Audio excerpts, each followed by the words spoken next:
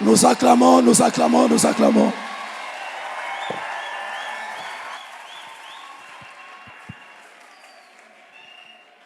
Haleluya. Kwa heshima kila mmoja iko chini asimame. Weka mkono wa kuume juu. Mkono wa kuume uwe juu. Tangaza vitu ambavyo Mungu wa Sagras atafanya. Magharibi ya leo ni magharibi ya heshima. Sitaomba Mungu akupanguze machozi. Naomba Mungu aikaushe. Sitaomba Mungu akufunikie haya. Naomba Mungu aitoshe. Sitaomba ule mlozi aache kukuloga. Mimi ndaomba akufe.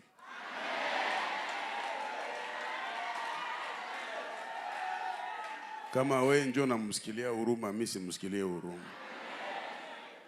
Itakuwa retour à l'expéditeur. Sema Jehova. Hii magharibi. Sitarudia. Gisi niliingia hapa. Kila neno mbaya. Kila uchawi. Yenye ilifanyika juu yangu. Juu ya jamaa yangu. Juu ya kazi yangu. Mimi narudisha ile uchawi. Kule kwenye litokaka. Katika jina la Yesu. Katika jina la Yesu. Katika jina la Yesu. Amen. Kalia kiti yako ya muujiza. Yokia voisin mwambie mwalimu ataongea. Niko nasikia magharibi tutaongea sana na utabarikiwa sana. Msomaji atusomee mbio mbio kwa ugomboa wakati. Nimebarikiwa na mhubiri wa kwanza. Mwalimu wa kwanza, Mungu ambariki. Ananibariki sana. Kwa sababu nilikuwa ninaacha franga kunyumba, lakini ndambariki pia. Kama mtu anakubariki lazima uitiki. Haleluya. Tusome andiko moja mbili na zingine nitawapatia tu. Mwanzo 41 na 38. Genèse chapitre 41 verset 38. Msomaji atusomee haraka. Na pia tutasoma Jonas chapitre 1 verset 8. Genèse 41 verset 38, nous lisons la parole de Dieu. Amen. Et Pharaon dit à ses serviteurs, Farao akawaambia watumishi wake, trouverions-nous un homme comme celui-ci, ayant en lui l'esprit de Dieu? Wapi tunaweza pata mtu saa huyu mwenye roho ya Mungu anakaa ndani yake? Jibu inasema hakuna. Kitabu cha Yona sura 1. Yona sura 1 mstari wake wa 8 inasema nini? 8. Jonas chapitre 1. Au kamate Jonas chapitre 2 verset 1. Tugomboe wakati. Jonas chapitre 2, le premier verset, nous lisons la parole de Dieu. Amen. Je lis la parole de Dieu. Jonas, dans le ventre du poisson, pria l'Éternel son Dieu. Il dit, dans ma détresse, j'ai invoqué l'Éternel et il m'a exaucé. Amen. Amen. Pouvons acclamer la parole du Seigneur. Que Dieu vous bénisse. Tuko tunazungumza juu ya makle ya réussite. Na nilishawapatia sikle au funguo 6 tangu tulianza. Ya kwanza niliparle juu ya couverture spirituelle, donc les pères spirituels. Ya pili Kwa nazungumza juu ya mariage, na pia nilizungumza juu ya esprit ya kueseye kupima. Jana nilikuwa naongea juu ya kukuwa connecté na mtu mwenye Mungu alishainua. Leo ndaongea au moins 3 ou 4 clés. Na ya kwanza ndazungumza leo ni preparation. Kuandaliwa. Hawezi kuwa grand na ukuandaliwa. Il faut être préparé. Mambo ingine itakushitusha juu hauko préparé. Mais kama uko préparé hautaogopa kitu. Na ya pili ndakuwa nazungumza juu ya reconnaissance ya grâce. Mtu akikushinda neema ukwe na itika, hautakufa.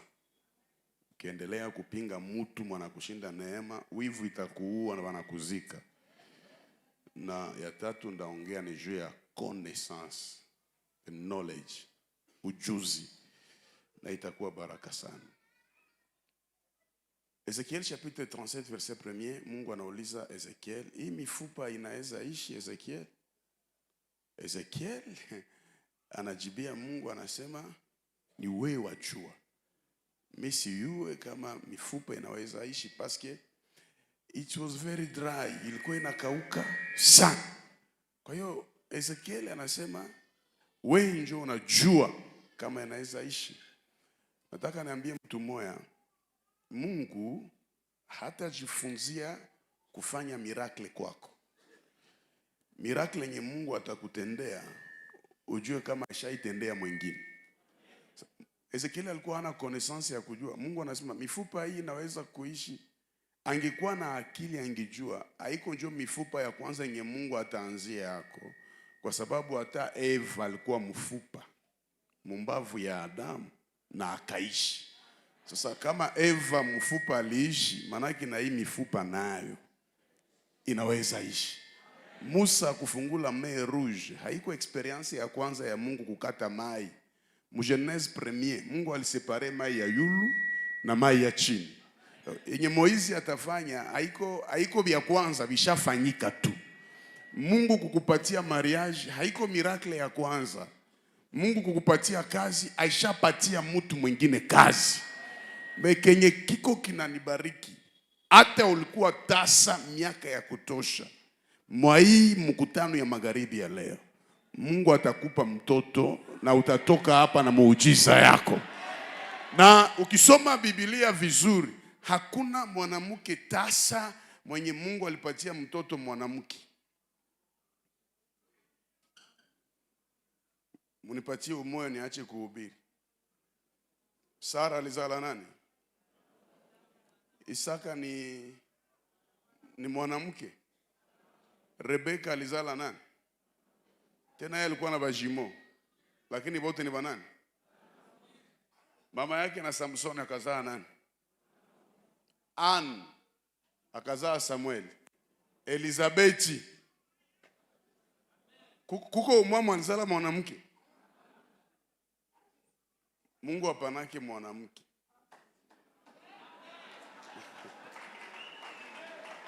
Nielewe tu, utanipiga majue nyuma. Mungu apanake mwanamke. Mungu anapanaka mwanaume. Eske mwalimu aongee? Mungu tayari niongee? Kwa nini Mungu akupatia tasa mtoto mwanamke? Paske Mungu alijua nikimpatia mwanamke saba atamuoa, atabakia tena tasa. Mimi nikimpatia mwanaume ataoa mwanamke na atamleta. Manake Mungu anapanaka baraka ya kuleta ingine baraka. Na mimi naitabiria mtu mwa magharibi ya leo, Mungu akupe baraka yenye italeta ingine baraka. Mtu mmoja anipe amen zaidi ya pale. Ndio maana mBiblia yote kuko makanisa wanasema une femme, mwanamke hawezi prêcher vitu gani, lakini acha nikuasire leo hakuna hata mwanaume mmoja mwataingia mbinguni.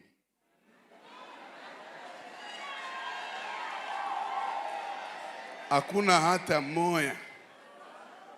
Bale wote biko na jivuna na makol pastoral. Hakuna hata moya. Mbinguni ni ya banamuke. Eske banamuke biko hapa?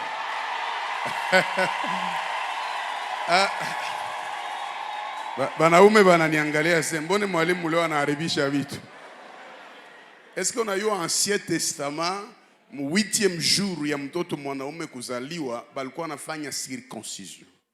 Bakifanya circoncision, mwanaume anapashwa kamata vitu vitatu. Ya kwanza atachange habillement.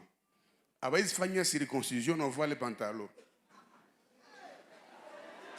Bakifanya circoncision, uko obligé ukamate robe au kikwembe. Ya pili bakifanya circoncision, utachange marche. Impossible ufanywe circoncision na utembee normal. Ya tatu kifanywa circoncision, hawezi pigana. Juko naogopa, basi ulumize mikrofoni. Sasa sikiliza. Nouveau Testament wakati Roho Mtakatifu anafanya circoncision juu yetu. Hatuko tena wanaume tunakuwa bibi harusi. L'église c'est l'épouse. Na siku ya lèvement de l'église beba taenda ni bibi harusi. Manake mie na weye, tous nous sommes des épouses. Parce que la femme c'est l'humilité. Mwanamke ni kujishusha na mwanaume ni kujiinua. Kama huko unaolewa na mwanaume, ujue kama njo chef wako. Ukuwe naita bwana wako champion. Oh, ulikia nioa juu ya kunitawala. Nilikia kutawala. Njo Biblia nasema. Bibi ya Yesu biko hapa. Kenye mimi napenda Yesu na bon père ni bibi yake. Na beau frère. Kila goti ikunjwe na kila ulimi ukiri kwamba Yesu ni Bwana. Mtu mmoja anipe amen zaidi ya mwenzake. Acha nifungue vitu hapa. Niko nasikia sasa mwalimu ataongea sana. Na itakuwa baraka. Na hivi papa sa grace anaingia, upako inaongezeka. Umzee mimi nampenda sana. Kuko watu wenye haifai kukufa na wakutanana nao. Ndio, kuko kufa ya ovyo. Hawezi kufa na uyatembea. Ukikufa na ungali tu mwa hii Lubumbashi, unaweza ndelezea Mungu dunia mubaya. Ukisha tembea unakutana na watu wakubwa, inaweza kufurahisha. Secret ya kwanza ya réussite ni préparation. Geukia voisin mwambie préparation. Kila mtu mwenye aliingia mu grandeur, kila mtu mwenye alisucceed, kila mtu mwenye alifaulu alikuwa préparé. Hawezi ishi upako, uishi miujiza, uishi pesa na hauko préparé. Hawezi réussir mariage na hauko préparé. Usiwaze mariage iko sasa ile unaona kwa maseri, mafilme, banapana mabize, bananawa fashi moya, ile ni mise en scène. Mariage ni réalité. Munaweza okoka, munajazwa na muko mundoa, na muko 3 jours mutasemeshana, na kama munaombaka na bibi anaomba na anakuomba mu maombi. Anasema baba asante kuniokoa na hii pepo, haitafanya kitu kwa maisha yangu. Na mnaokoka tu. Juu ya nini Mungu hapanake pesa kulimoya? Basi Mungu akikupatia pesa kulimoya, anakuua. Ifo kwanza Mungu akuprepare. Kuna ingine huko napitia haiko souffrance, c'est juste une préparation. Yenye Mungu anajua kwamba grandeur yake itakuwa kubwa sana. Et tellement que atakuwa grand, il faut apitie nini? Préparation. Mupori, David alipiga nyama 2. Nyama ya kwanza alikombatri naitwa lion, na ya pili naitwa urs.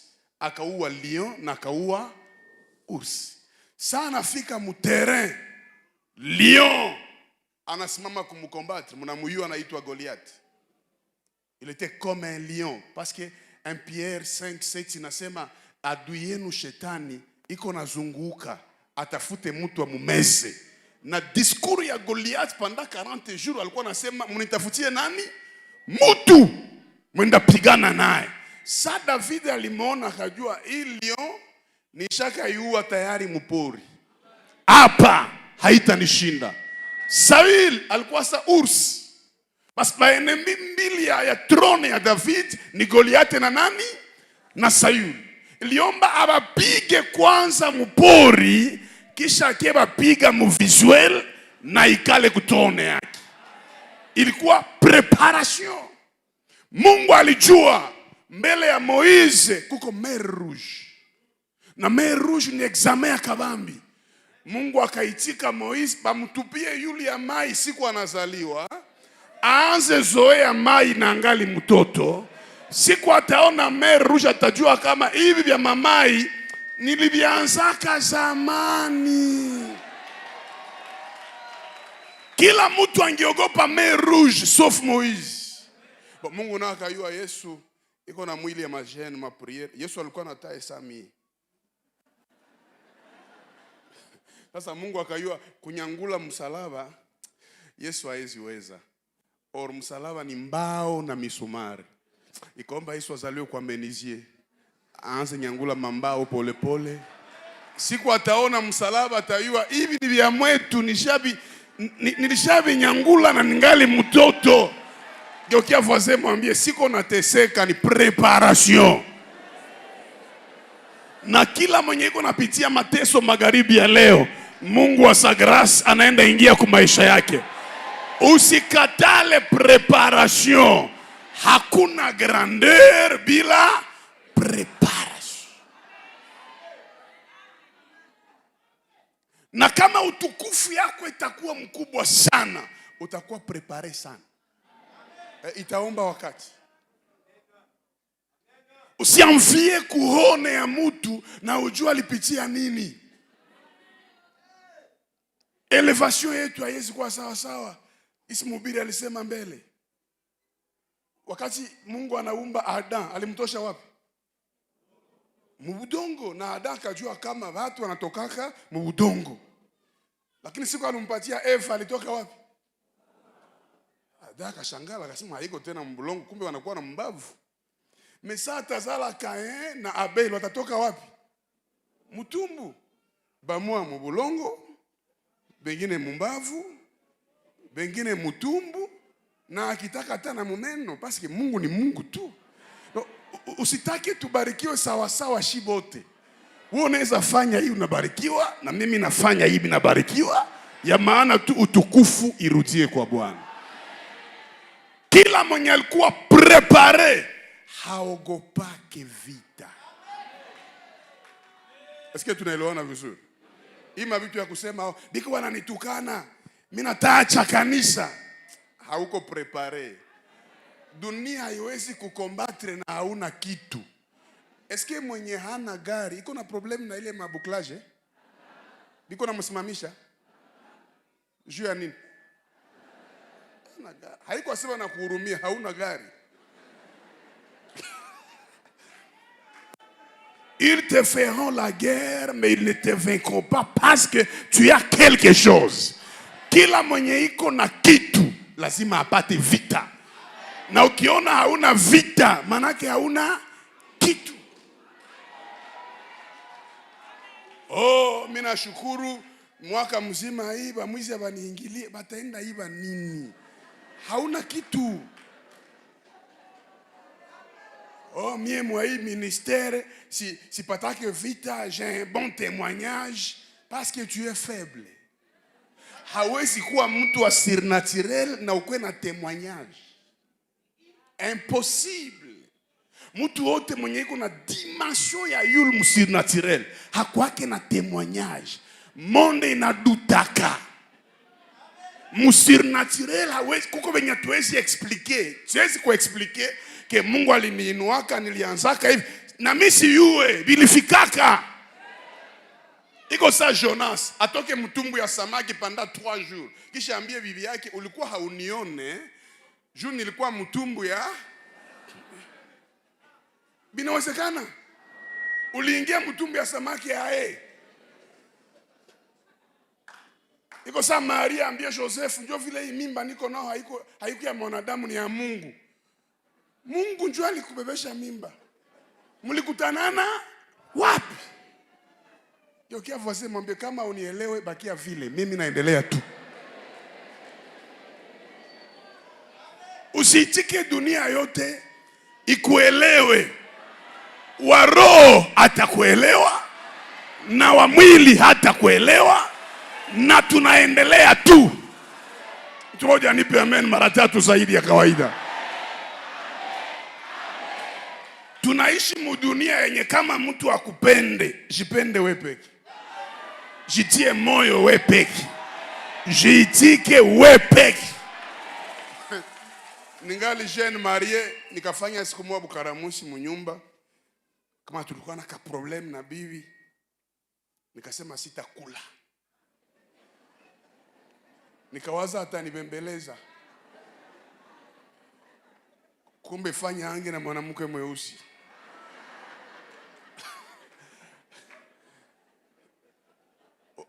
Unajua kitu ilituma tunakufa paske Eve ni mzungu. Na mzungu akulake yepeki. Njoo alikula pome akaletea Adam. Unafikiri ingelikuwa mwanamke mweusi angeletaka?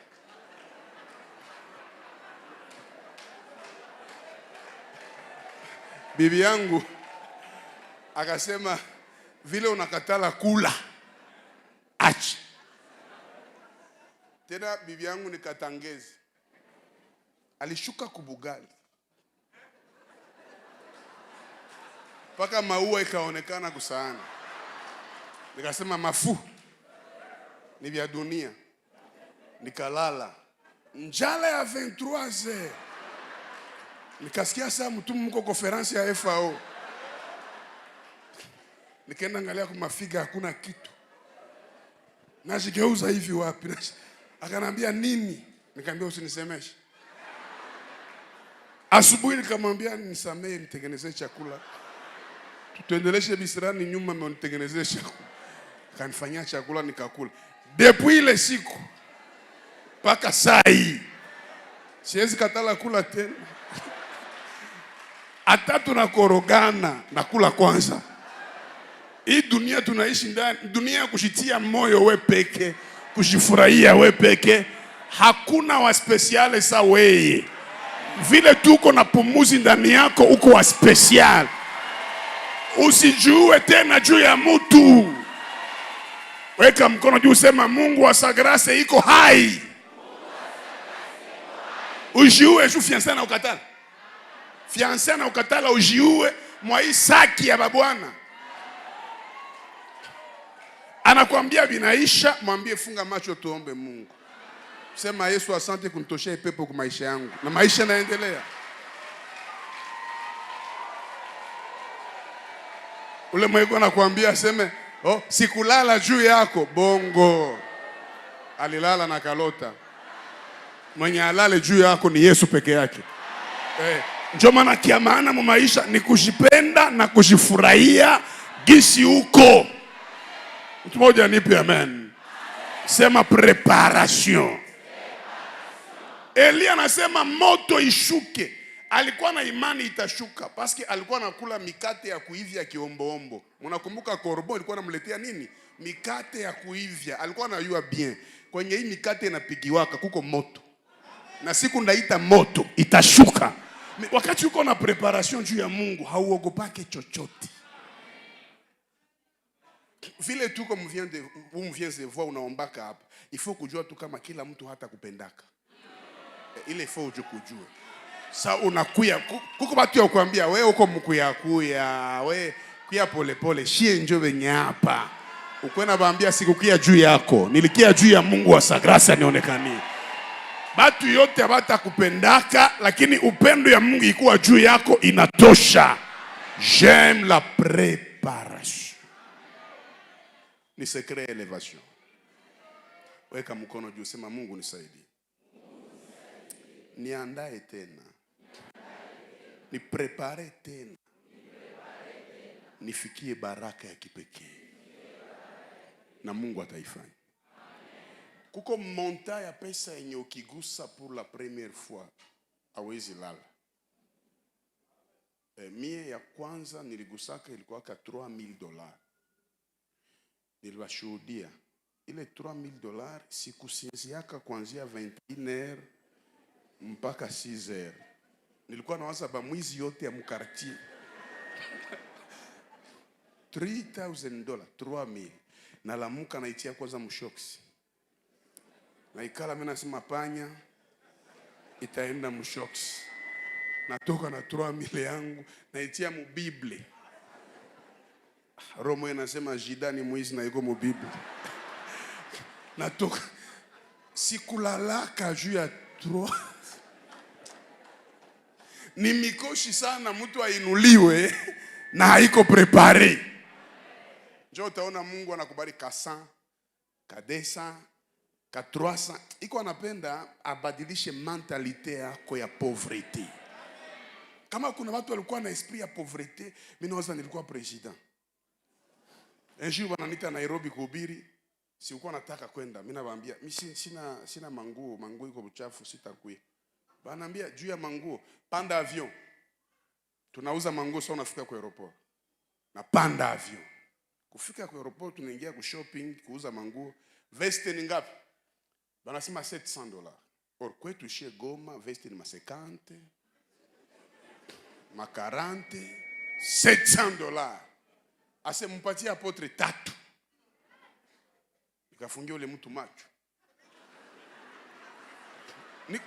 Pauvreté ni kitu kibaya sana. Niko na msinyale. Na akasema utauza tu. Veste 3 2100. Nikakalkile deja 2100 kwetu ni boutique. Nikamwambia le pasteur pourquoi unanikosea hivi? Ile franga songinipa hayo. Akanambia haiko zako. Sisi tunakuhonore, tunakuzia maveste. Kambia sisi kose, niko nazo maveste. Kumbe pauvreté ni maladie moya mbaya sana.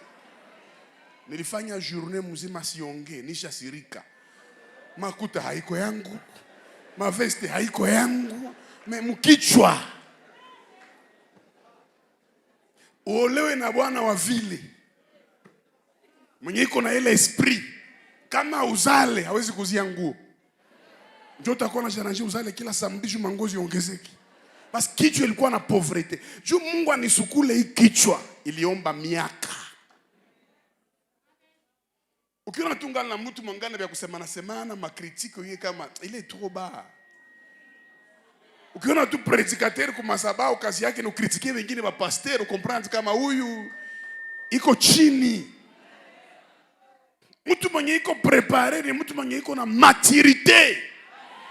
Et d'ailleurs, mwenye anakritika watu sana anakuwaka mwa ile domaine. Est-ce que mwalimu afungule kitu hapa? Mwalimu aongee hapa au apite? Kama wewe ulikuwa millionnaire juu ya magie. Ukiona millionnaire utamwazia nini? Utamwazia magie parce que wewe ulikuwa nani? Magicien. Kama wewe uko mtu mubaya na ulifanikiwa juu ya mtu mubaya, ukiona mtu anafanikiwa utasema ni mtu mubaya. Acha niingie mu revelation. Yesu anauliza kipofu moya, unaona nini? Kipofu anasema naona watu kama miti inatembea. Question yangu ni miti inatembeaka? No. Munijibie vizuri. Miti inatembeaka? Hapana. Lakini ni fimbo ya kipofu njoo inatembeaka.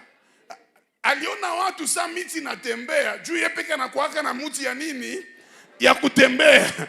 Ukiona mtu anakukritike mu domaine, manake yeye njoo ana maîtriser domaine. Kama tuko tunayua sa grace, Mungu anamuinua juu ya grace. Ile grace na wewe itainua maisha yako. Mtu mmoja anipe amen zaidi ya pale. Sema préparation.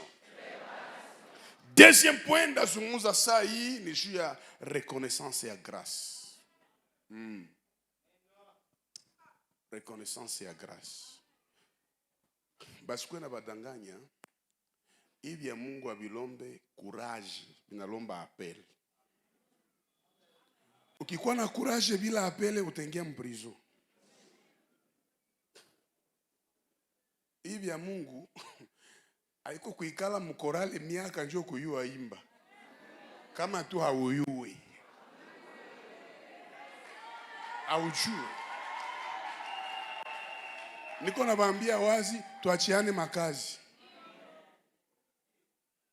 Haiko kusoma teoloji njoo kuyua kuhubiri. Unaweza soma teoloji, unafika hapa na malinete, unakuwa mahistoire. En grec, Makedonia. Tunakomprendre deja ke huyu hakuna kitu. Hivi vya Mungu ni vya kuitwa. Mtu akikushinda Francia sikogopeshi, naona isa isoma na utayua. Mtu akikushinda franga sikogopeshi, unaweza itafuta na utaipata. Mtu akiolewa asikogopeshi, naona isa olewa. Mtu akikushinda neema, mheshimi. Angalia, kuchukia mwenye iko na neema haiwezi fanya umfanani. Ukitaka ukufe mbele, ukombatre mtu mwenye iko na grace. Geukia deux personnes, mwambie niitike. Mwambie tu vile niitike.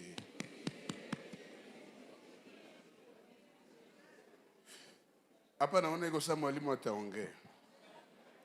Nini iliua Kain?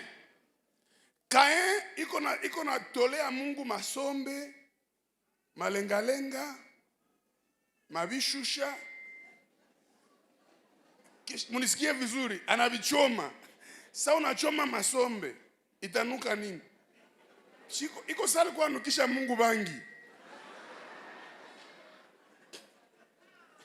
Or Kain hana revelation ya kujua kama hii masombe yake ndio chakula ya sadaka ya Abeli. Sieleweke hapo. Peut-être sieleweke. Angikuwa na revelation ikamata ile masombe ile malegime anaipatia kondoo ya nani? Ya Abel. Saba natoa, Mungu anaona na yake na ya Abel. Kuna mtu ananisikia? Okay, ile hautasikia nipatia kiteketeke. Rachel na Lea, nani wakiana? Rachel alikuwa belle de taille, belle de figure. Lea alikuwa tu vile. Donc Biblia iko wazi, maisha ifo kwa wazi. Msikuwe mnasema kila mtu ni wakiana, hapana, kila mtu yuko wakiana. Na wewe jeune sasa unataka angalia vizuri. Mwanamke mwenye hata mnakorogana akipita na mwambia mimi nakusamehe tuendelee. Aligusa roho yake. Biblia inasema Rachel alikuwa kiana, lakini Lea alikuwa mubaya. Bubaya ya Lea haikutuma naye atobole macho ya nani? Nifanye example hapa. Defie basogee mbele. Beba na jeshimia wakui.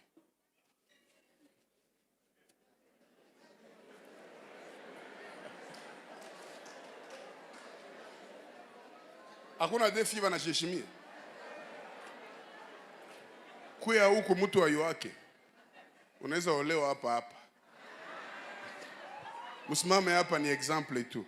Na njoo gisi uko na kuona hapa.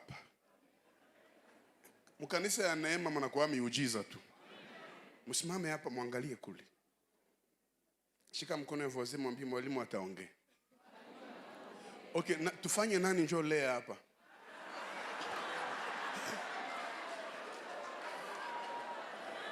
Si ni example. Ni example. Okay. Nani njoo mkubwa kushinda mwingine kumiaka? Wewe njoo mkubwa. Si mfano. Wewe njoo Lea. Njoo nani? Na anafanana. Sasa munisikie vizuri.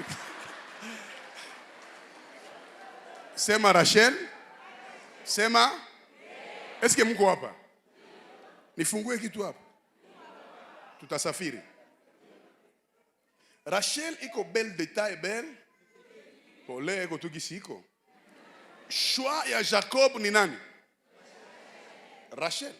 Est-ce que kuko siku yenye Jacob alitumbia Lea? En aucun jour. Mais niulize hivi. Bubaya ya Lea hakutuma atobole lichu ya muloko yake bakwe sawa sawa. Iko na revelation ya kujua, mimi naweza kuwa siko kiana, lakini buyana ya muloko yangu inaweza nitia mariage yenye iko yangu. Angalia, ukikutana mtu mweko na neema usimchafule, paske neema yake inaweza kupeleka kwenye we haungi fikaka. Eske niko naeleweka? Mesikia sa revelation. Rachel alikuwa kiana kusura, lakini Lea alikuwa kiana kutumbu. Pale sieleweke vizuri. Rachel alikuwa kiana wapi? Lea alikuwa kiana wapi? Ule mwuko na zarau na iko na kenyewe hauna. Buyana iko kusura lakini mutumbu mulikuwa hamuna. Me huyu njo muko matribi yote. Or sura ni present, metumbu ni fitir. Kuna mtu mwenye present yake iko meyer, meweyo fitire yako itamshinda. Niongeze au nisiongeze? Mutumbu ya Rachel muko Benjamin na muko Joseph. Joseph ni richesse. Mais mutumbu ya huyu muko Ruben, muko Juda. Or pourquoi Jacob Mungu ampatie kwanza Lea kisha afate Rachel? Parce que mutumbu ya Lea njo muko Juda. Or Juda c'est la royauté. Na maandiko nasema cherchez d'abord les royaumes. Tafuteni kwanza, kamata kwanza Lea kisha Rachel atafata. Ukikia muvienze voix, tafuta kwanza ufalme kisha baraka itafuata. Ambia voisin, niko na kenyewe hauna. Murudie fasi yenu ba. Tushangilie juu ya Lea na Rachel. Kuko mutu unaweza ona leo na muneglige, mais après 5 ans Mungu wa sa grâce atamutosha chini, anampandisha juu. Ndio maana hata tuko mkanisa moya tuheshimiane. Bia Yesu bisifanye tuzoeane, parce hatuyuane kwenye tunaenda. Tuko Lubumbashi bote, mais haiko quartier moya. Quartier moya me lupango haiko moya. Lupango moya lakini nyumba haiko moya. Nyumba moya lakini chambre haiko moya. Chambre moya kitanda haiko moya. Kitanda moya lakini ore haiko moya.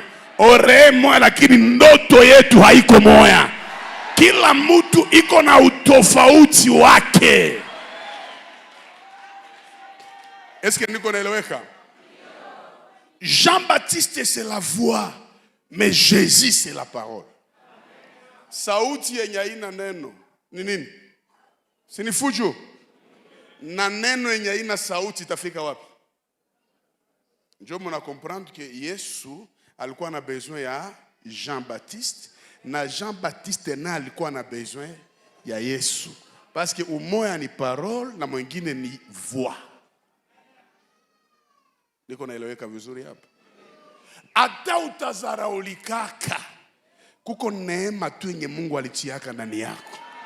Siku moja wananiita East Africa kuhubiri, na ilikuwa conference mkubwa ya plus ya 12,000 personnes. Congolais moja wananiita parce que East Africa wanaongea Kiswahili Kiingereza.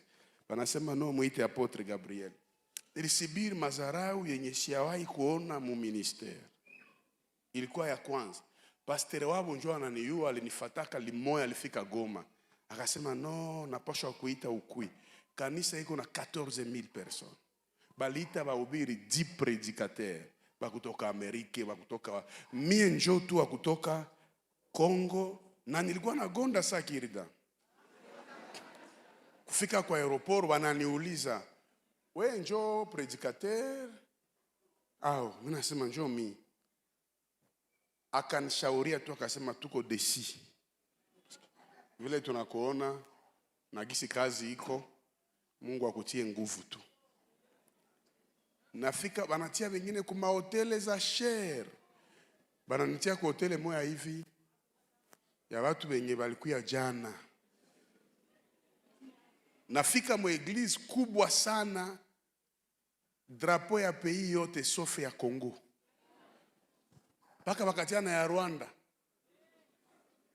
Mimi naangalia drapo ya Kongo haiko. Nasema hapa vitu iko mbaya. Predikateur Nigerian anahubiri première semaine. Ilikuwa mkutano ya 10 semaines. Mie njo anapatia deuxième semaine. Semaine yangu inafika. Wanasema huu Nigerian tu aendelee. Basi huyu mwalitoka Kongo angoye tu. Anahubiri deuxième semaine. Troisième semaine nikasema acha nirudi. Hii championnat inaisha bila kuingia mtere. Acha nirudie. Kumbe Mungu anakuexige perseverance.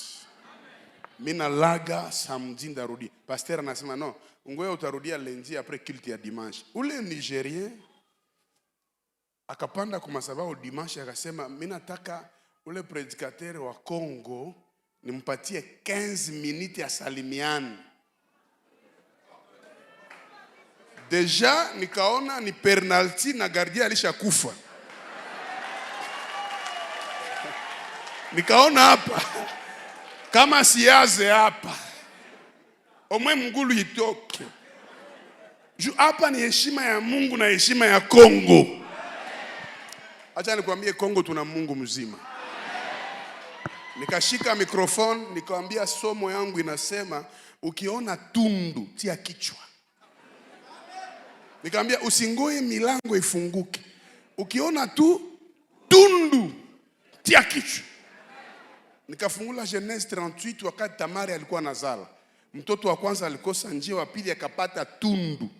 Akusheze akasema huyu anapata tundu wapi? Nikamwambia watu Yesu alikuwa anapreshe, watu wanayala, wanafunga milango Mark chapitre 2, bakapandisha mtu mwa kule yulu, bakatobola tundu, jamaa akapita. Nikamwambia watu Yesu alitobolewa kumsalaba tundu kumbavu, juu mimi na wewe tupate fast. Nilikuwa siyamaliza, pastor anakamata mikrofoni. Nililota huyu nje mwenye iko na hubiri leo. Huyu nje iko na hubiri. Nilikamata mikrofoni 40 minutes drapeau ya Kongo bakaipandisha kwa madhabahu. Je vous assure, kwa hii madhabahu ile 8 semaines yote nikaimaliza. 8 semaines yote. Bakanishange hotel. Kwenda kunikamata na gari kesho na mimi nikaanza Kiswahili safi. Muda haujawadia bado. Subirini pale mpaka wakafika Kongo. Angalia, kuna kuya wakati yenye Kongo itaheshimika kwa mataifa yote mdunia. Tumoja nipe amen zaidi ya pale. Secret ya elevation ni kuitika mwenye anakushinda neema. Niseme hivi. Kuko tu mwenye atakushindaka. Nani amenielewa vizuri? Iwe buzuri, iwe burefu, iwe upako, iwe franga, kuko tu mwenye atakushindaka. Unaweza kuwa Kiana, une sœur monyoko très belle, mulubumbashi. Mais ukifika ende, banaweza kuita frère. Sasa ukwe na yua tu kama mudunia kuko tu mwatanishindaka. Mena ukikuta mwana kushinda, acha complexe. Shuka tu mwambie neema yenye uko nayo ishuke kwa maisha yangu. La personne qui a prêché, si c'est une femme, mais elle porte la grâce. Na kama mtu uko na neema, itikayo. Est-ce que ni ndoto ya Joseph njo iliinua Joseph? Mwache mahubiri ya bongo. Haiko ndoto ya Joseph njo iliinua Joseph, lakini ni ndoto ya Farao. Joseph alikuwa na mandoto zake, meiko wapi? Mu prison. Mesiku Farao alilota. Njo siku heshima ya ndoto. Angalia, uko mvieze voix, hapana fungula kanisa. Yako ni ndoto ya Joseph, bakia nayo. Jikonekte na Farao, ndoto yake itakupeleka mbali.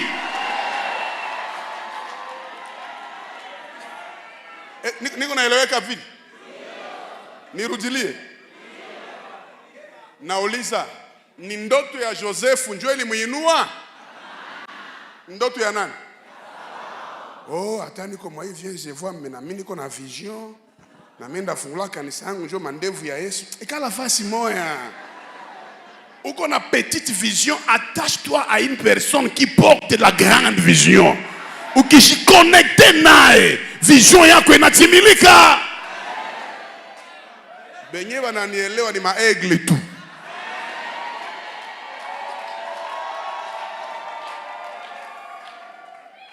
Au moins ni quoi remplaçant Montréal de Madrid, remplaçant Barcelone, qui ni quoi titulaire mon équipe, moi je n'ai que Nyuki ya Kananga.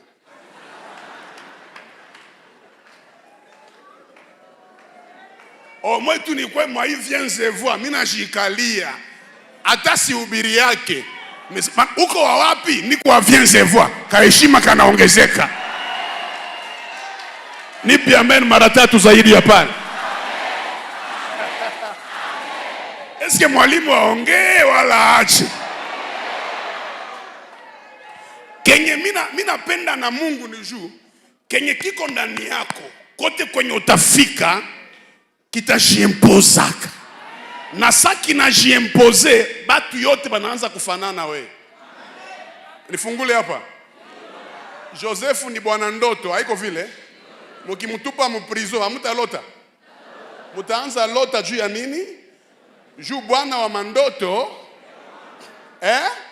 Okay, Daniel ni mtu wa jeûne na prière. Sawa? Mukitupa Daniel mpango ya simba, simba itakula? Simba itajene, juu mwenye anafika hapa ni mtu wa jeûne na prière. Sa grâce c'est une personne qui porte la grandeur. Na kama muko naye hapa grandeur yake itajiempose.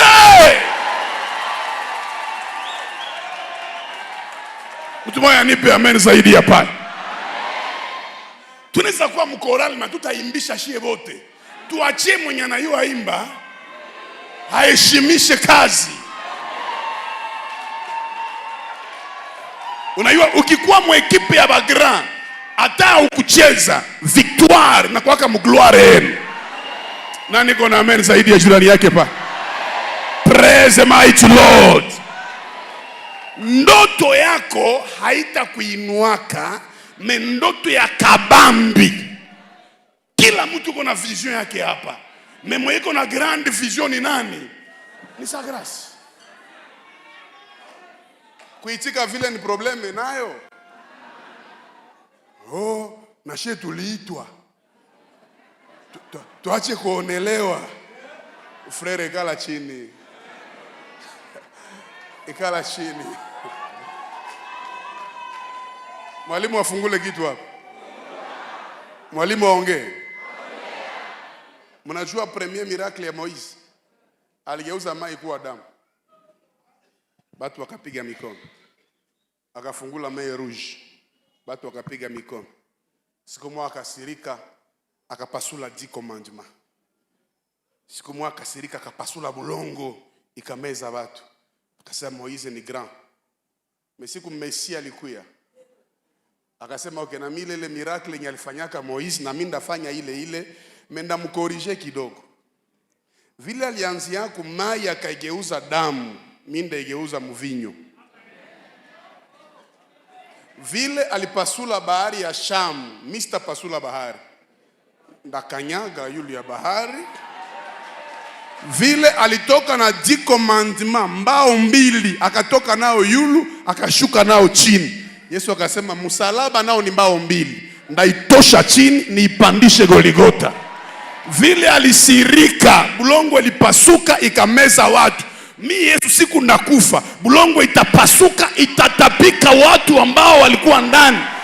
Juu nioneshe Moise ke niko yulu yake.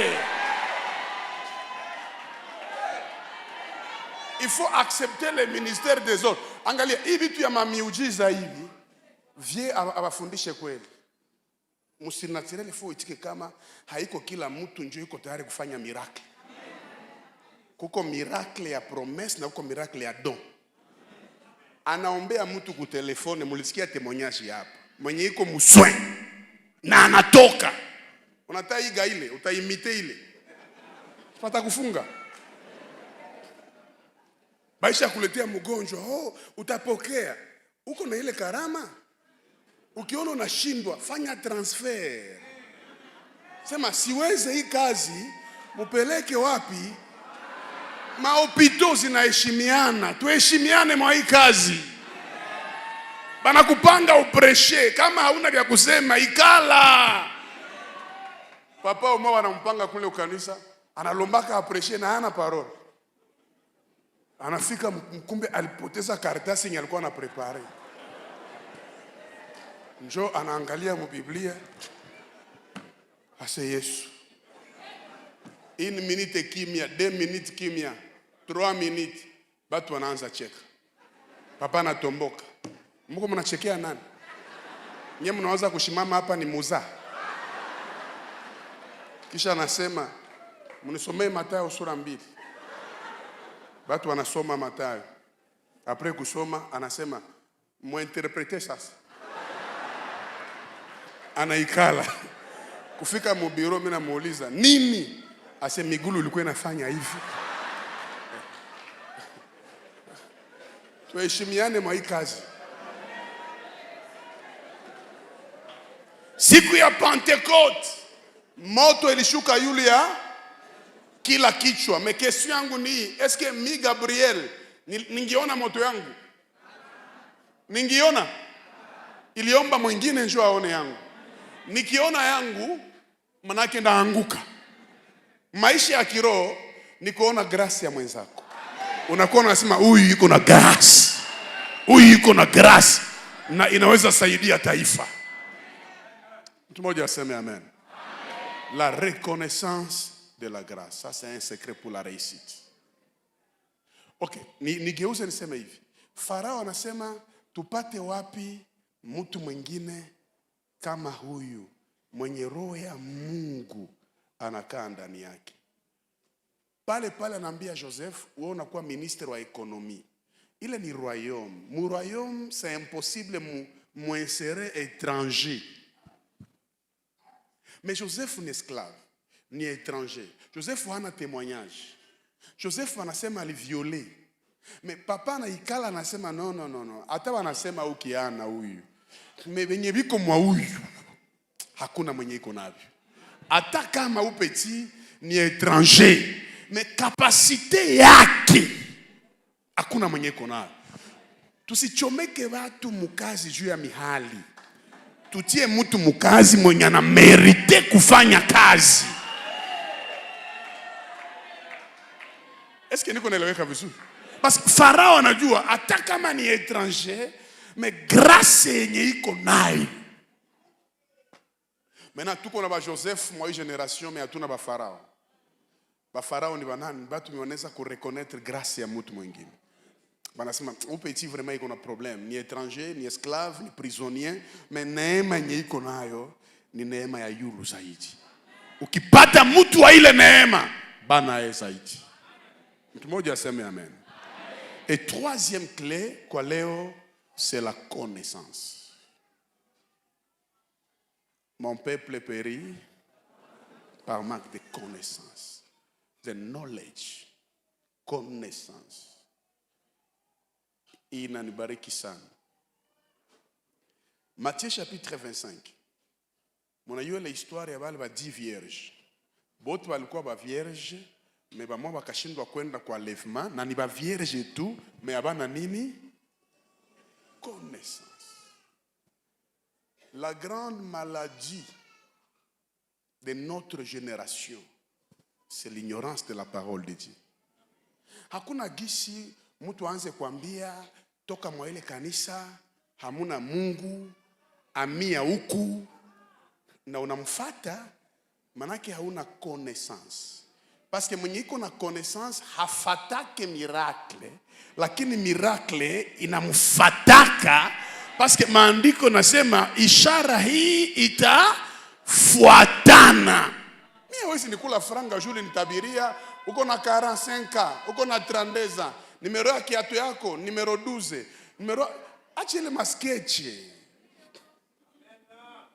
Profesia haiko kuniambia benye mimi na yua. Profesi ni kuniambia kenye mie siyue. Njo Jeremie 33:3 inasema niite nitakuonesha mambo makubwa usio yajua. Ukishakuwa ndani ya Yesu na hauna connaissance, utakuwa victime ya faux prophète. Hautakuwa stable kwa adresse yako. Je crois à la prophétie, je crois au miracle, mais je crois surtout à la connaissance de la parole. Vous connaîtrez et la vérité, c'est-à-dire ce n'est pas la vérité qui délivre, mais c'est la connaissance de la vérité. Vous connaîtrez la vérité. Vous connaîtrez la vérité. La vérité, elle est là. Mais il y a un seul examen, c'est connaître cette vérité. C'est-à-dire c'est la connaissance qui délivre. L'Éternel est mon berger. Bwana ni mchungaji wangu, sitapungukiwa na kitu. Niache mlango wazi. Utapungukiwa na television, bataiba. Utapungukiwa na nyumba na batakupiga. Unaokoka lakini ukwe na nini? Connaissance. Mimi naamini siri kanisa yetu kuko miujiza, ndakuwa naomba. Miujiza haitajiopere kwenye hakuna kazi. Tafuta kazi. Mungu anasema ndabariki kazi ya mikono yako. Mie Mungu aliniita a temps plein. Mie mambo ya mabusiness tafanyaka. Utatabiri bongo. Dieu lui-même c'est un travailleur. Mungu ye peke anatumika. Lazima kuwa na nini? Connaissance. Nifungule kitu hapa. Muko tayari? Donc, il y a Joseph, il interprétait songe ya nani? Ya Farao. Mais Joseph akasema non. Nisha tafsiri, nisha pana interpretation. Mais kama situmikishe akili, ndarudia mu prison.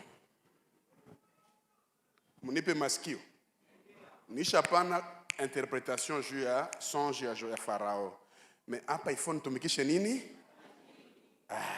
Muse, pardon. Mundoto zako kuna kitu nilisahau. Tafuta mtu wa akili. Mwatashimamia ile kazi. Na iko nasema muro, mtu wa akili.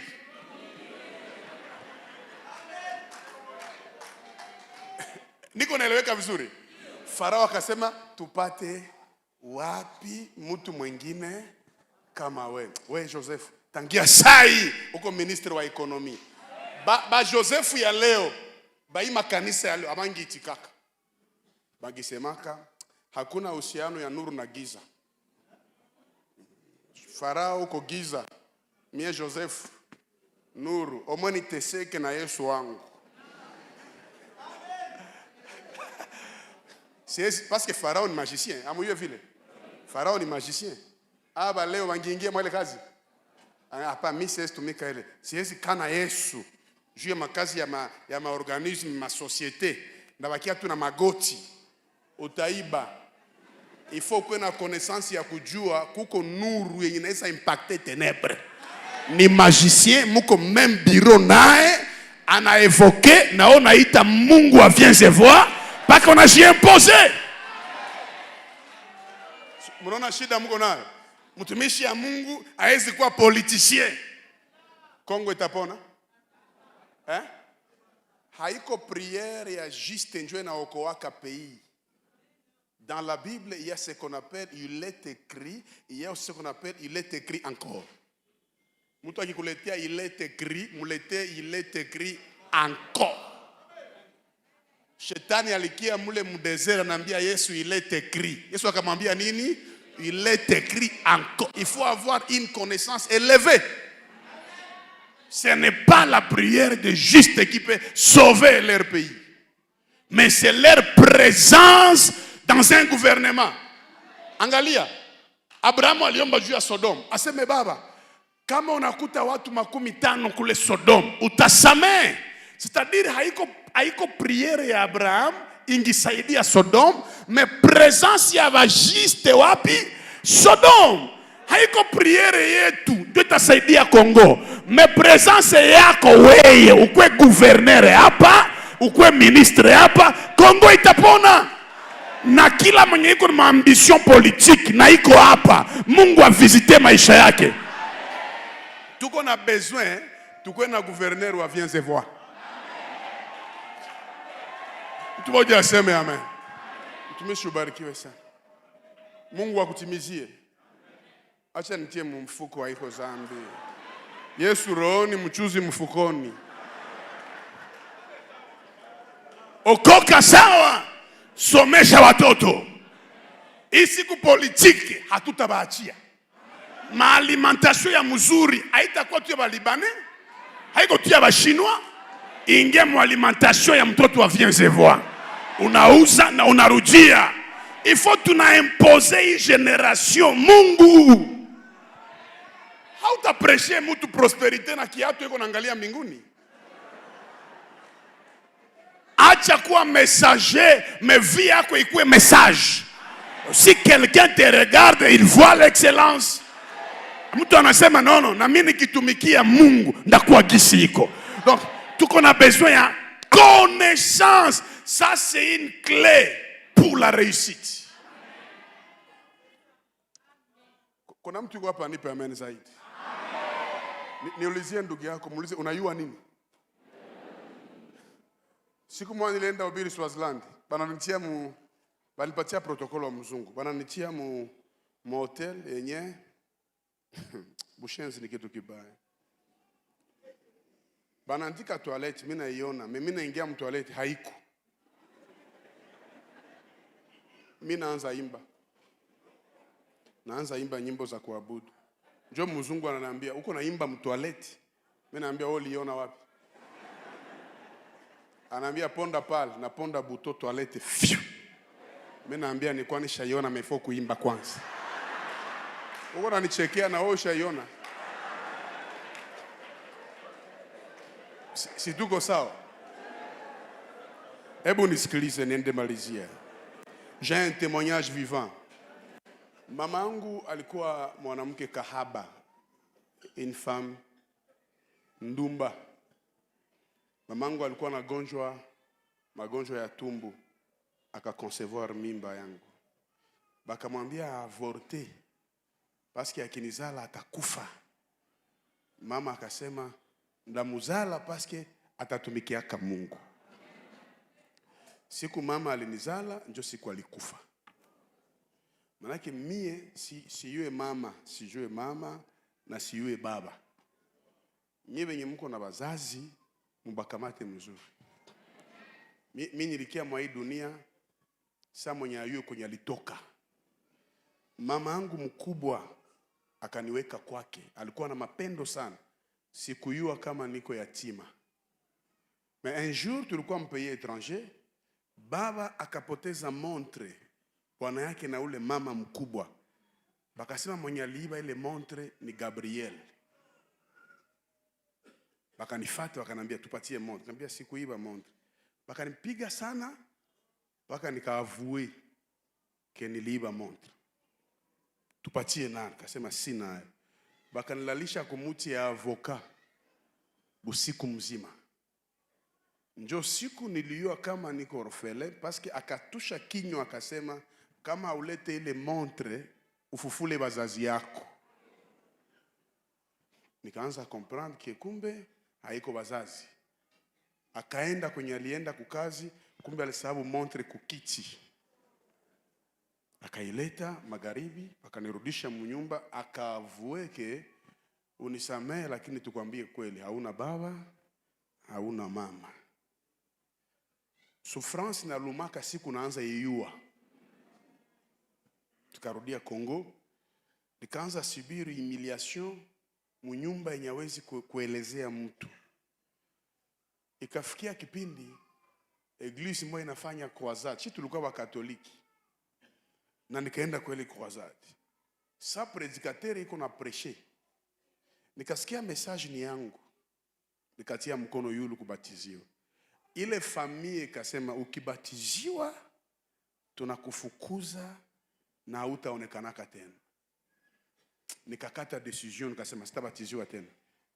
Busiku Mungu akanionesha globe. Akanambia unaingia ndani yangu na ndatia globe kumikono yako. Dunia yote ndaitia kumikono yako. Nikaenda batiziwa bila kulaga. Nilibatiziwa na nguo moya na sasa nilifika wakanifukuza nikahamia mkanisa panda 4 ans. Pasteur akanambia sina nafasi ya ukuweka, bakia mkanisa. Kanisa ilikuwa ya matundu sasa English. Maana kulikuwa baridi yenye hawezi expliquer. Mwa kanisa nilifanya 4 years, miaka 4, na ile miaka 4 nilikuwa nakula peut-être 3 fois par semaine. Unaona kuna mtu mwenye anaweza critiquer elevation yako parce qu'il ajue passé yako. Nilikuwa nafanya mwenye alikia fanya jeune akifungula tunafungula naye. Nilikuwa nakoropa kanisa mi peke naishi mkanisa. Siku moja pasteur naye akadeside kunifukuza. Akasema huyu atakia kufia hapa. Anaishi hapa sana. Toka. Bakanifukuza nikahamia kukilima panda 14 jours. Wa mama wa kanisa wakaenda nikamata tena, nikarudia mkanisa. Nikaanza ishi ma questions zenye hazina réponse. Pourquoi niliumbiwaka, pourquoi nilizaliwaka, wazazi wangu walendaka, pourquoi cette souffrance, pourquoi hii maisha? Kama uko na avenir yenye iko meilleur, kuko vitu unaweza pitia venye hawezi comprendre pourquoi uko unavipitia. Mimi nilipitia. Nilikuwa na pantalon moya na chemise, nikiifula mimi navala drap. Juu ya magumu nikaingia mkorali na siyo imba. Bakanifukuza mkorali. Suma wakasema bafie, par exemple Gabriel akuoe. Par exemple, mwingine akasema koma kwa jina la Yesu. Sitalomba Mungu mkate anipe lijiwe. Usinilijiwe. Bakanitukana mu visuel. Nikaambia basi na nabaoa mafu.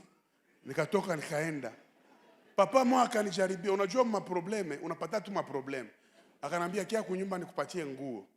Nikaona papa ni wa munene sa stade. Nikasema atanipa nguo gani?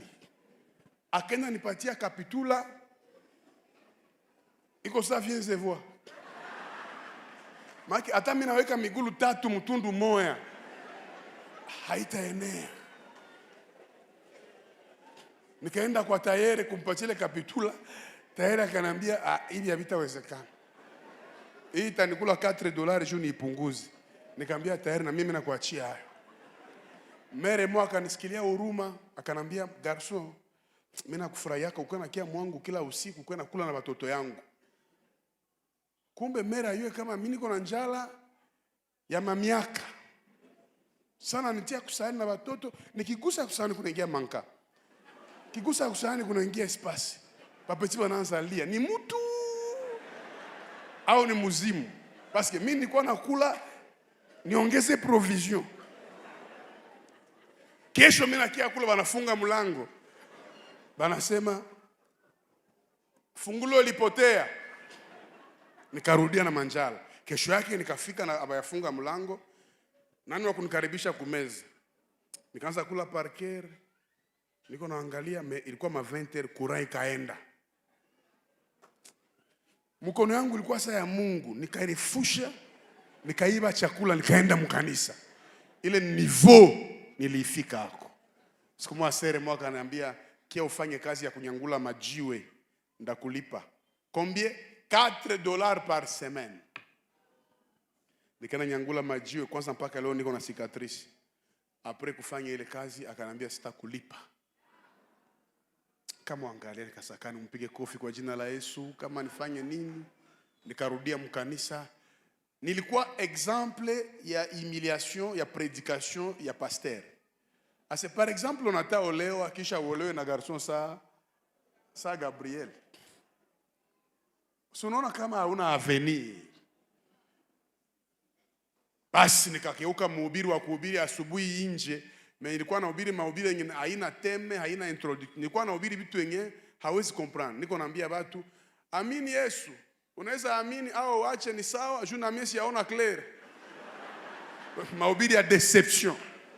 Kumbe apele inaanziaka kwa vitu ya chini chini. Siku moja niko mundoto, nikalota wananikulisha hii Biblia mimi naimeza 4 fois. Mungu ananiambia, unaona hii neno itakutembeza dunia yote. Nikalamuka asubuhi nikawaza vitatimilika pale pale. Kumbe ni preparation. Pasteur akanionea huruma akasema, "We Gabriel, unaomba uprêcher samedi." C'était toute la première fois. Il faut kuheshimia watumishi ya Mungu. Samedi ndaprêcher mais sina kiato, sina pantalo. Nikaenda kopesha mwenzangu pauvre. Mnaweza kuwa pauvre maniveau. Akanipatia training moja hivi ilikuwa ya vert. Nikavalia chemise ya rouge na viatu ya mrefu.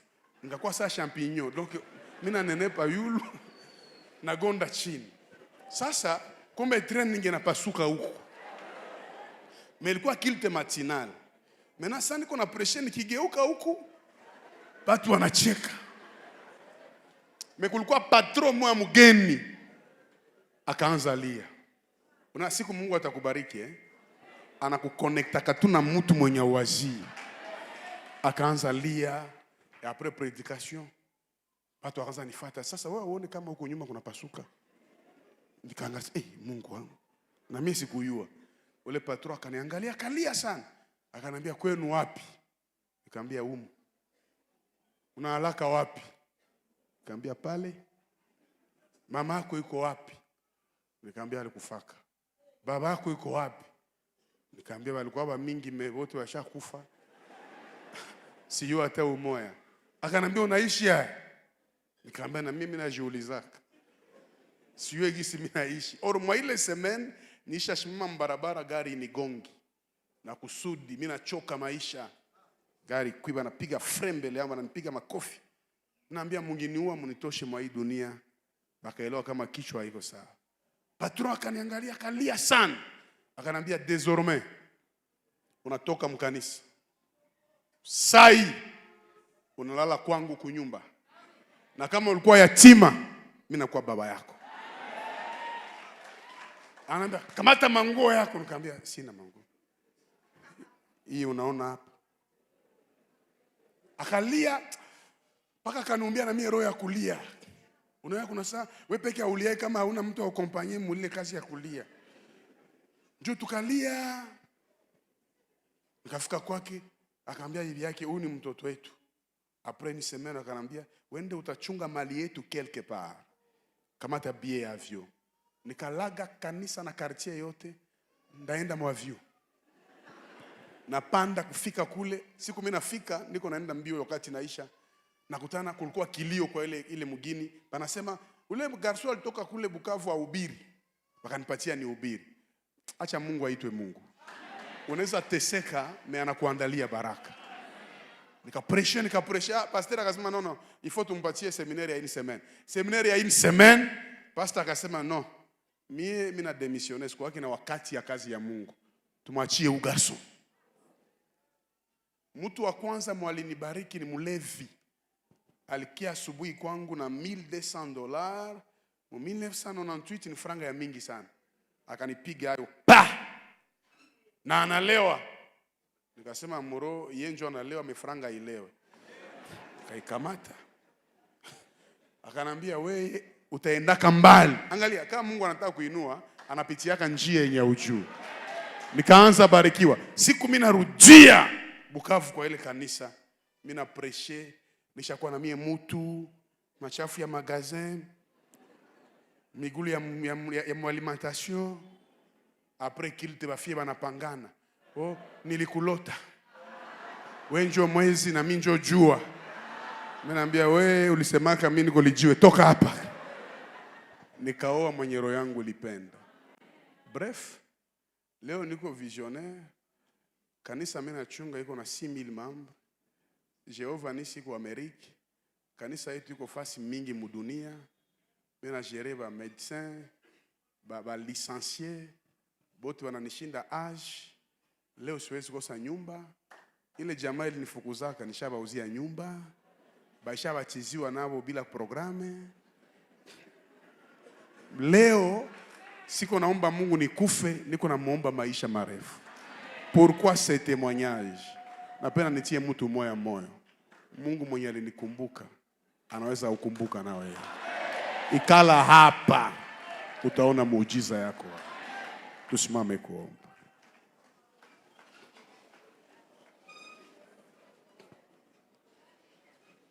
niko nasikia kuko vent ya Mungu kuchanger maisha ya watu mu finance. Délivrance ya leo itakuwa délivrance financière. Kila mtu mweko chini ya simama. Fanya mikono hivi. Hii témoignage izale kitu kwa maisha yako. Mie nishaikala mu bureau. Ba pasteur ya Goma banayua. Mtu anakia seme $100,000 kwa mikono yangu. $100,000. Mtu mwenye haiko wa kanisa anasema nilikufata ku radio, j'ai une semence de $100,000 kwa mikono yangu. Manaki ile onction financière Mungu alinipa nayo. Na ile onction financière iko hapa kwa hii kanisa. Il faut ibaambukie yenye, ibavale ile. Paka ukuwe na makuta yenye haina kazi. Kama uko hapa uko orphelin, bali kutupaka, Mungu atakulokota magharibi ya leo. Batu wenye balitoka kambali, njo banaenda kambali.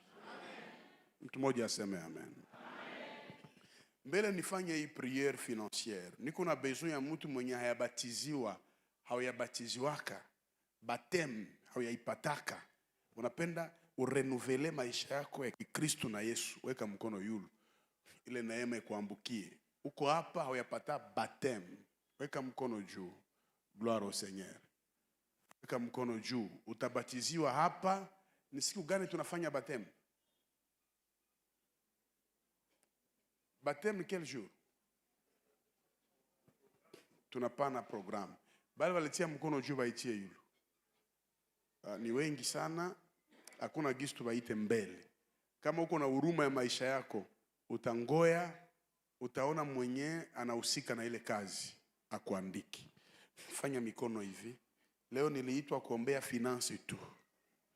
Sema kwa jina la Yesu. Aujourd'hui, je divorce avec la pauvreté. J'entre en alliance avec l'argent. Au nom de Jésus. Magharibi ya leo. Pauvreté. Haita nionaka. Mi Gabriel Tikiko. Pauvreté. Haita ona batoto yangu. Haita ona ba petit fils yangu. Haitaona ma generation yangu yote. Vile ulibariki sa grâce, nibariki na mie. Le Dieu de mon Père, manifeste-toi. Au nom de Jésus. Leo, mina toka mu maisha ya kulomba-lomba. Mina ingia mu grandeur. Kila limite yenye ilikuwa mu maisha yangu leo mina iruka. Usiruke na uko fasi moya. Fanya geste. Tout geste compte. Hii prière kuko batu wenye Mungu anaenda bafanye ba millionnaire leo. Et lorsque je parle de millionnaire, haiko ba mafra. Il faut Mungu akubariki paka mpagani aokoke na yasikia parole. Na mimi inawezekana. Inawezekana. Mimi nishafikia mnivu ya kusahabu $500 mfuko. Na sahabu kama niko na $500 pendant 2 semaines. Wewe ukiacha ka $5 hata ushafika ku 10 km unarudi.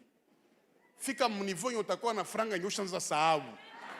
Na Mungu hayatuinua lakini tutainuliwa zaidi ya pale.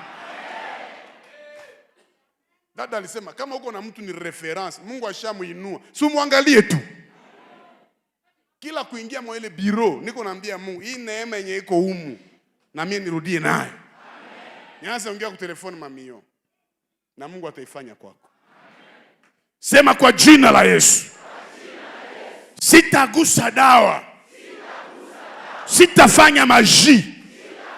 Lakini priere ya leo Inanikonekte mu destine yangu. Et je sais bien que je suis un millionnaire. Je refuse l'esprit de mort, la mort précoce. Au nom de Jésus, les blocages financiers. Au nom de Jésus, les complications financières.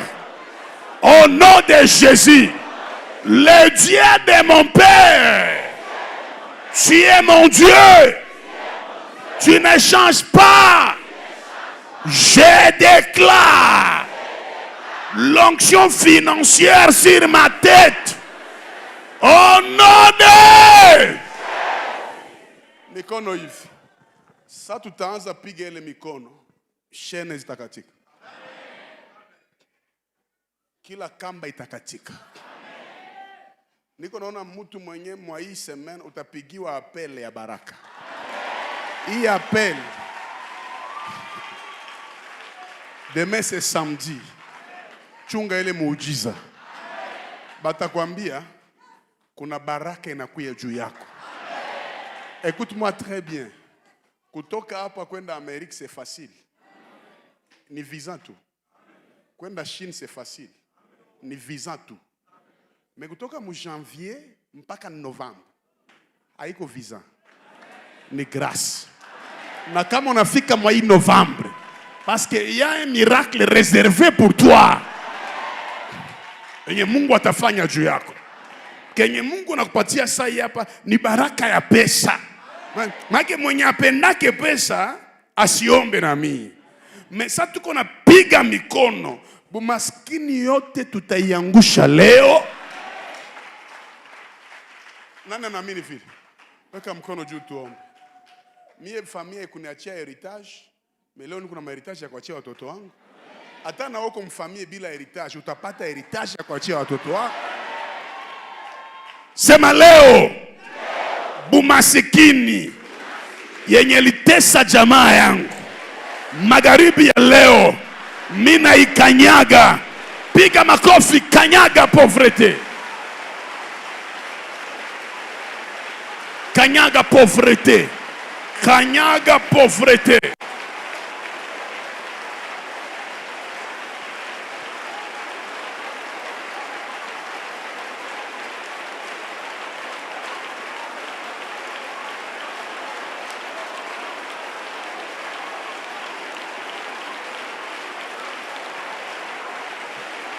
Kanyaga pauvreté.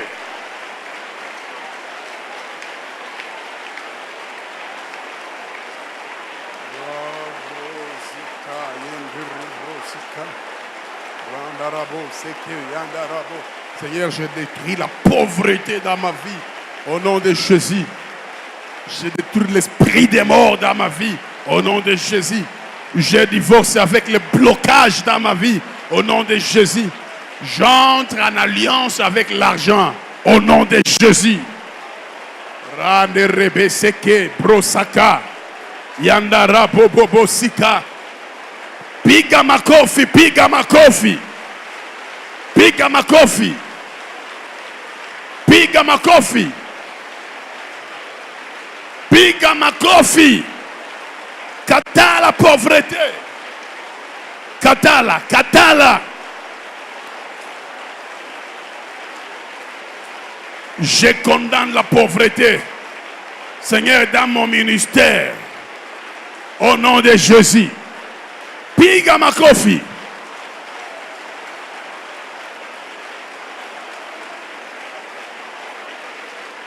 Piga makofi. Rande rebosika. Yandara bosika. Yende rebosika. Rakante rekebosika yandara bababa. Pauvreté quitte ma vie. Live my life. In Jesus' name.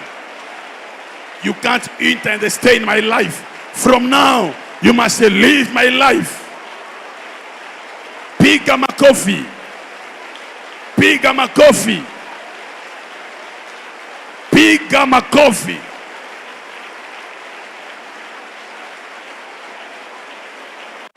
Au nom de Jésus. Au nom de Jésus. Au nom de Jésus. Au nom de Jésus. Au nom de... Kama mumikono yako uko na 1000 francs, uko na 5000 francs, sikwambia uilete hapa. Tosha mfuko tuongee na finance. Sikwambia uilete huku. Kama ni dollar, franga nasikiaka. Leo tunataka ongea nayo. Na tutaongea nayo kitafata maisha yako. Kila mtu ashimame, mnachoka? Hii ni conference. We are here to fight. Ongea nayo. Sema pesa. Dollar. Franc. Sterling. Pound. Diamant. Or. Castérite. Monnaie à monde entier. Nisikilize. Depuis leo utakuwa esklave wangu. Katanga. Nisikilize. Hii bulongo ya Katanga itainua maisha yangu. Minere ya Katanga itainua maisha yangu. Kongo. Nisikilize. Afrika. Listen to me. Nisikilize. Monde entier. Nisikilize. Kila kwenye ndafika. Pesa. Utanitafuta. Utaniheshimia. Utanitumikia. Kwenye wengine walikukosa. Mie Gabriel ndakupata katika jina la Yesu. Kamata ile franga. Ile ni semence. Usiilete huko. Ulitie mfuko yako. Isukule pauvreté yako yote. Rudisha huu mfuko. Rudisha huu mfuko. Manake ile pesa unatia mfuko ni semence. Kila kazi yenye utaanza fanya itaanza endeka. Haleluya. Tunatafa nini? Tushimame tu. Munipatie ma envelope. Leo ni vendredi. Nataka kupatia envelope. Utaandika ndani monta au chiffre d'affaires yenye uko nayo besoin yenye unapendaka Mungu akutendee. Kabla nitoke hapa Lubumbashi, Mungu atafungula milango ya mbinguni. Na ile chiffre utaandika ndani, baraka yake itafika. Ningetaka kila mwenye iko hapa aprofite hii neema. Alléluia. Cet hôtel c'est comme une banque. Hii mazabau tunaifanya banke sai. Minda itupa hii envelope kwa mazabau. Sauta kei kamata, ukie na imani ya kukia kufanya retrait. Donc uyetu kama minenda pale nafanya retrait ya 10 millions de dollars. Mbona amwamini? Montagne utaandika mwa hii envelope, njo montagne Mungu atafanya na wewe.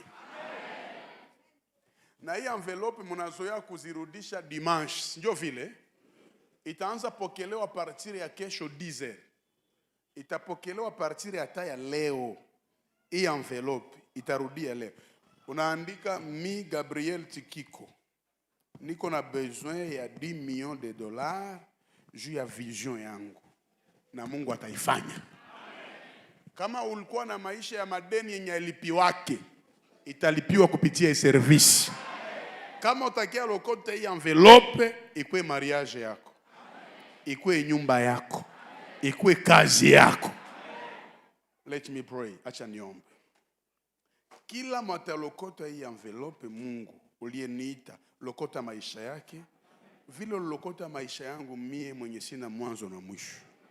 Ukanifanya gisi niko leo. Kupitia hii envelope nisikie ma témoignage mo viens voir katika jina la Yesu. Kwa kuepuka embouteillage tutafanya makategori. utakamata hii envelope, unaandika montant 10 millions de dollars, 100 millions de dollars. Niko na besoin ya 1 milliard de dollars. Haiwezekani? Kategoria ya kwanza, mutaweka mwa hii envelope $5,000, $1,000, $500, $200, mwisho ni $100. Mimi naanzia kungapi? 5,000. Wenje unayo utaweka 5,000, utaweka 2,000, utaweka 200, utaweka $100. Bakwanza bakiwa lokote envelope. Karibu. Mukimbia haraka haraka sana kwa sababu wakati hainipermettre. Wakati hainipermettre. C'est par la foi. Tuko na ikamata kwa imani. C'est par la foi. Kama uko na niveau ya kupata $100, $200, usikale pale. Usijishushe, utajizaraulisha. Kamata bahasha, uko na lokota million na unaandika ndani, uko nafanya retrait. Même si tu es un serviteur, une servante de Dieu, c'est ça le moment. Nous, on a déjà sacrifié des milliers de dollars kwa hii kazi ya Mungu. On a déjà donné des maisons kwa hii kazi ya Mungu.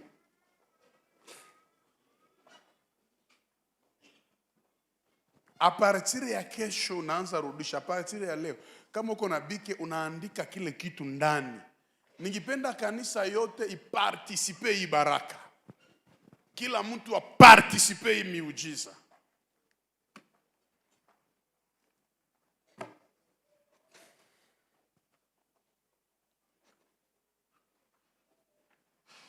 Mutaniambia na mtayua kama niko mtumishi wa Mungu. Kila kenye utaanza fanya kitaanza endeka.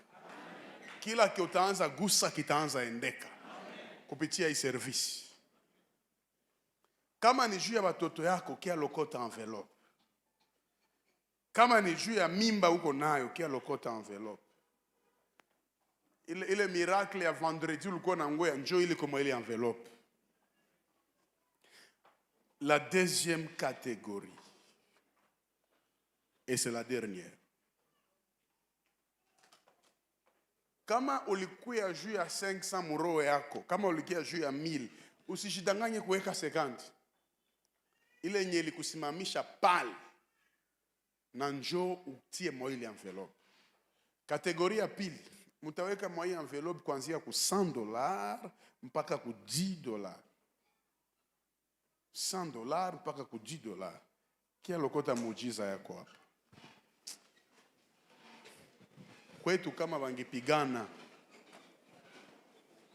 kia lokota muujiza yako hapa. Donne-moi les enveloppes. Donne-moi les enveloppes. Modérateur, tuachane makazi. Unataka kamata kazi yako. Donne-moi les enveloppes.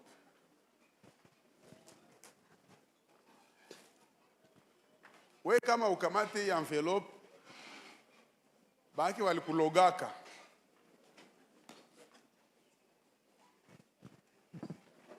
Ça, ce n'est pas un appel de fonds. Je te connecte avec l'argent.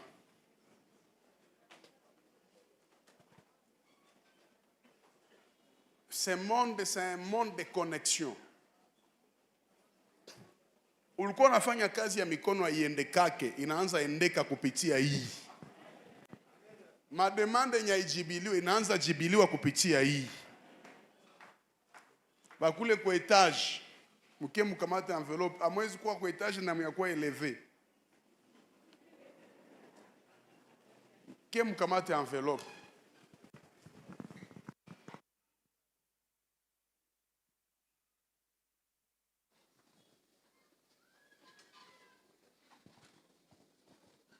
Bainje, namomkobe ma enveloppe, monsieur Kala. Venez aussi prendre des enveloppes. Ça vous concerne également. Ni baraka ya shibote, bénédiction ya shibote. Mukombebe na mwe ma enveloppe.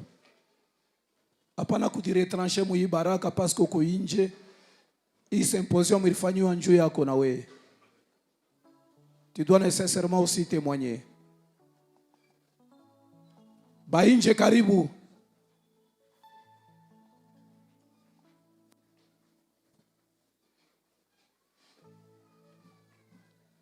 Hapana kubakia bila kubeba hii envelope.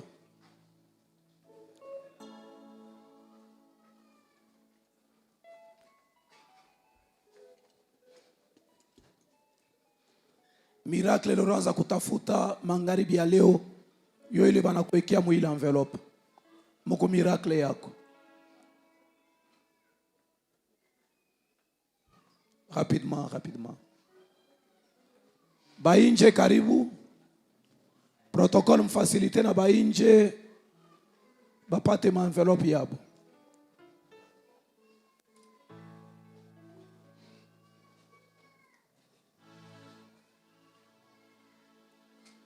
Ata uko ku balcon, tu es aussi concerné.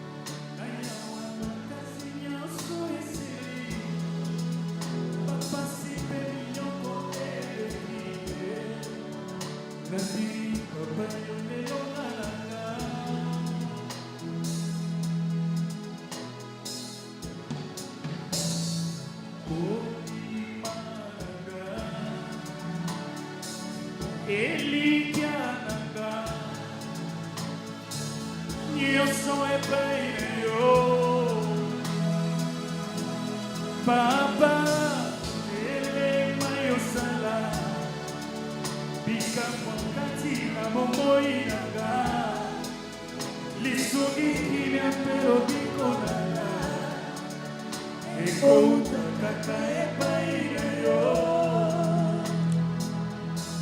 Merci. Est-ce qu'on peut acclamer très bien pour la gloire de Dieu? Est-ce qu'on peut exagérer pour la gloire de Dieu? Bien-aimé, quand on parle d'un symposium, c'est une sélection. Qui a dit Amen? C'est-à-dire qu'au symposium, à kukuya ke ba téléspectateurs, mais qu'au symposium, kunakuya